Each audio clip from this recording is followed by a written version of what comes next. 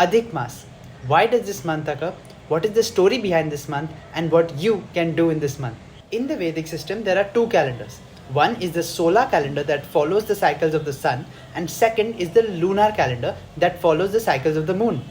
After a period of time, there is a misalignment between these calendars, and to correct this misalignment, an extra month is added, which is called as the Adhik Maas.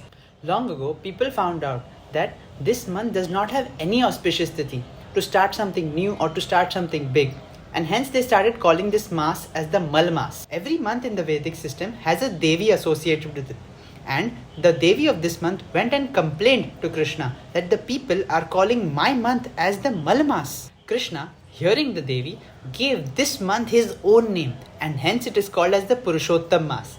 He said that this will be one of the most auspicious months, and anyone who performs even a little bit of spiritual activity will get 1,000 times benefit of doing so on a normal day. And hence, here are the list of activities that you can perform during this month. Comment down below what are the activities that you will perform. Thank you for watching. Hare Krishna.